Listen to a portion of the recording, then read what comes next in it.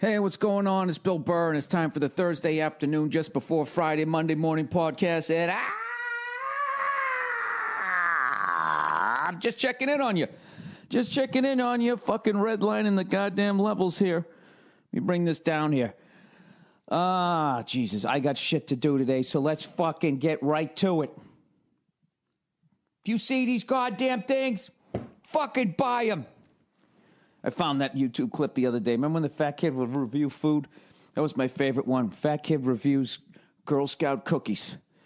He goes, these are Girl Scout mint chocolate chip cookies, and I fucking love them. Right? He sits there and he eats them, looks up in the air, and then he goes, if you see somebody selling these goddamn things, fucking buy them. It's one of the greatest food reviews ever. I totally believed him. And I wanted Girl Scout cookies. But anyways, I'm not here to talk about this. I'm not here to talk about that. I'm here as a casual fucking fan of the NBA. Meaning I've probably watched 7 whole games in the last 7 fucking years. And I watched the second half of last night's Cleveland Cavaliers versus the fucking Golden State Warriors in a bar with the sound down. Now, here comes my analogy. My favorite fucking moment of last night. And this thing, I don't have a dog in the fight. I'd love to see LeBron win a championship for Cleveland. And I always liked the Golden State Warriors because they stunk, you know, and their fans fucking hung in there. And I liked their floor and all of that shit and that old piece of shit stadium they play in. I went to a game there about fucking 10 years ago. And there was like nobody there, and they had the sickest fucking live band there. They were playing Herbie Hancock. What is that song? Wow, dow, dow, whip, up, whip, bow, doo, doo, beep, boop, beep, wow, doop, duck, doop, doo, duck, doop, beep, dup, doop. Fucking sickest shit ever, right? It was way better than what I just did. The fuck was the name of that song? I got that on my fucking phone somewhere. Oh, Jesus. You know what? I'll play it for you here in a second. Maybe you guys understand what this one is. Herbie Hancock. It wasn't Watermelon Man. What the fuck was it called? Headhunter? Herbie Hancock. I'm going to hit pause while I look this up so I don't torture you here. All right, I got it. They were playing Herbie Hancock Chameleon. I'm at a professional basketball game. There's nobody there. This fucking live band is crushing this song. Right here. Come on, play it. For fuck's sakes.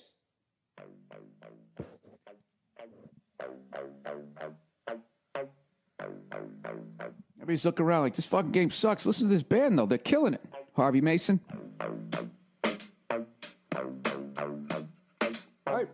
Black people all start moving around. White people start getting uncomfortable. Then the guitar player comes in. Maybe he comes in on the next bar.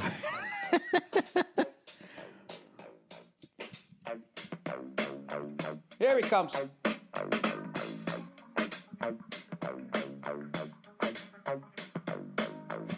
I felt like I was in a fucking movie.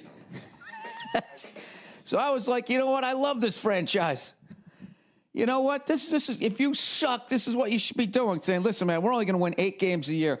Let's fucking get a killer band to come in there, and people can at least have a good time. It was a fucking party, and they lost by like fucking 30. So anyways, I don't have a dog in this fight, and I watched this game. I watched this game with the fucking sound on. That was Herbie Hancock Chameleon, by the way, before you try to Shazam it. Point your phone at your fucking dashboard while you're driving down the street, killing a fucking mother of 6. I have to tell you this. Over the last couple of games that I've watched, like, the NBA has fucking changed so much. The way Steph Curry just runs around the court like it's his. Like, the whole thing is his. It's his fucking showcase. When he was sitting on the bench and that dude hits the three-pointer and he did that little jazz hand thing. Whatever the fuck he was doing. You know? Dribbles out the game and then looks at the crowd and goes, starts fucking screaming. I'm just looking at him, okay? Now, I know this guy could fucking body slam me. I'm just a comedian. But I'm talking about NBA player to NBA player. This fucking guy he's built like an honor roll student. All right? And I know he can shoot the fucking lights out from behind the three-point line. Fine. You know, you do the best you can back there. But you let that little motherfucker just glide down the goddamn lane like, clear a path, It's today's NBA. Don't touch him. Don't fucking touch him. That guy needs to get his head taken off. Get one of those fucking giant white dudes from fucking Eastern Europe, some Transylvania guy. Get him out there. He's got 6 fouls. Just, you know what would happen. He'd do fucking one. They'd be like, was that intentional? Was he trying, or whatever the fuck they call it? Was that a hard foul? Was he trying to hurt his feelings with that foul? Oh, let's go over and look at the tape. What do you think? Was his face snarling too much when he did that? Oh, we can't have that. Get him out of the game. You know, it's still worth it to fucking do it. Because back in the day, you know, the Rick Mahorns, the John Sallys, all of these fucking guys. John Sally passed away, unfortunately. But all of those fucking old school NBA guys got to be watching this fucking kid. And just be sitting there going like, yeah, that wouldn't have happened when I played. That guy would have got his fucking head taken off. Do you know, if you watch highlights of Jordan, all you young millennial fucking YOLO people out there, if you fucking watch him, it's like he's skinny, and then all of a sudden he's filled out. That was because the Pistons beat the shit out of him for like fucking 2-3 years in a row in the playoffs. He finally had enough.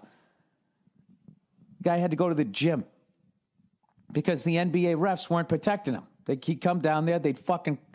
Dude, I remember one time fucking Bill Lambier, it was like Ulf Samuelson without skates out there, who hilariously in the 30 for 30 used to be like, we used to like to try to get in people's heads. It's like he was playing this high-level fucking mind game. It's like, no, dude, you were just out there waiting for people to leave their feet and you'd take their fucking legs out.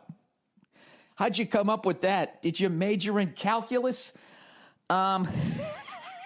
So I remember one time he was hacking the Celtics so fucking bad. Robert Parrish finally couldn't take it.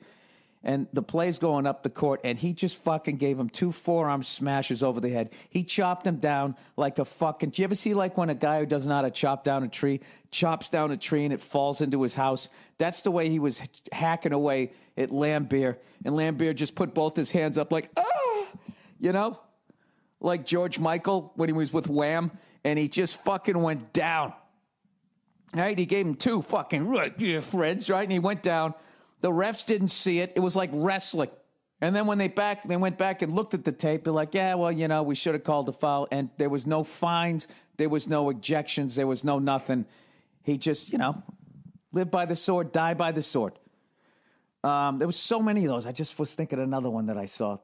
Nowadays, Curry's out there just fucking gliding around. He's built like a Muppet. I just don't understand in this day and age how that has happened. And the only thing that I can come up with is that the leagues are so fucking greedy is that they realize that, you know, that offense sells tickets to the casual fan. You know what I mean? Like, let's take the most boring game ever. And I'm not talking about horseshoes. I'm not talking about shuffleboard. I'm not talking about darts. Of course, am talking about soccer, okay, which the entire world has embraced except for us. And when you really look at it, that's probably why we're number 1. You know what I mean? The rest of the world is too stupid to realize how boring that fucking game is, despite the fact that it's so fucking boring that even their fans have to have campfire sing-alongs as they wait for something to happen. Oh, what's the matter with Ian? He's all right. Right? Just sitting there, their fucking scarves and shit. This is the thing about... Oh, man, I'm going to get some fucking emails on this. This is the thing about fucking soccer, right? If they just let the forwards run past the final line of defense like in any other competitive fucking game where it's like, hey, I'm faster than you. I understand... like offsides to a point, but it's got to be just a line, like in hockey. And then after that, if I'm faster than you, if I can see the play developing before you do, I get by you. I don't have to fucking wait for you. If they would just adjust that and you'd start to have some fucking 10-8 games, I'm telling you, that game would blow up. It would blow up here in the United States. We would sit down and fucking watch it. You know why? Because we don't understand the game. You know what I mean? If I was watching cricket, right? I guess they score a lot in that fucking thing. That's a good one to just sit around and booze with. But any fucking game that I'm not into, if somebody's crushing it and everybody's flipping out, I'm going to be like, what's going on? I'm actually going to sit there and watch it. Like nobody, like when I walk by, you know, and soccer's on, I don't even look at it. But if I hear this guy go, go! He's doing that. I stop and I watch, you know, and I read all the fucking advertisings all over their fucking uniforms. I got to tell you, the Premier League has the worst fucking uniforms I've ever seen in my life. You can't figure out who the fuck it doesn't say Man United. It doesn't say Liverpool. It just says Exxon and fucking Joey's Fish and Chips. Fucking Banks. I heard they're going to do that in the NBA. But anyways, I think that's what happened to the game. And I know I don't know what the fuck I'm talking about. I'm too fucking busy to pay attention. And at the end of the day, I never really excelled in sports anyway. So who better to break down what's wrong with the fucking NBA than some stuttering fucking prick like me? I think you got an entire generation of people that grew up playing Madden football and all of this shit, and everybody was the Globetrotters, and now they're just doing like the real version of it, all right? I love Steph Curry. He's the greatest shooter I've ever seen in my life. But watching him just glide down the fucking lane is ridiculous, which is why last night, after the fucking whistle blows, he just decides, like, oh, I'm just going to fucking, I'm going to take a little layup here.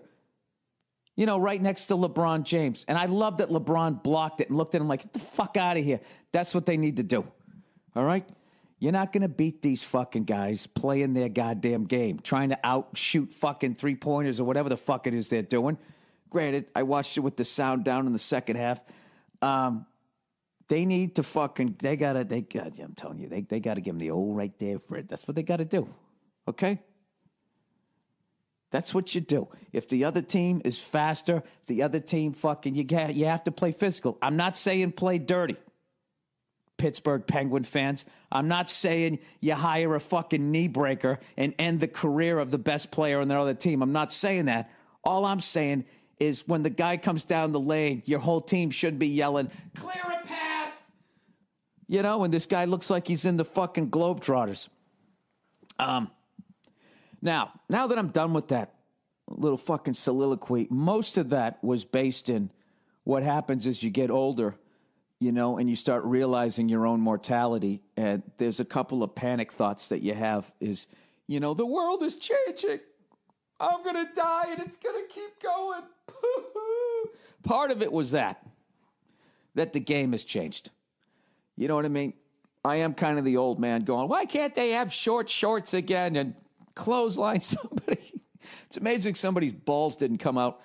Like during that Rambus play, it's unbelievable that his junk didn't come out the side. He fucking literally did like, you know, like a, he was doing like a Thomas Flair in the air.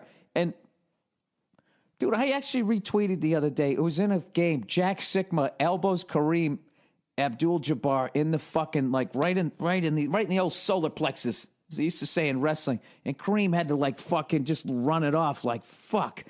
So whatever happened on the play, whether the Sonics hit the shot or not, they're going back up the court or whatever. No, they didn't, because what's his face? Sikma was still setting up. Kareem walked back into the play and just got a little in front of Jack Sikma, turned around and punched him right in the face. And Sikma had that great hair. You know that hair that like moves around if you get hit? You know, he had whiplash hair. The white version of it. Where Thomas Hitman Hearns had the black version when he fought Marvin Hagler.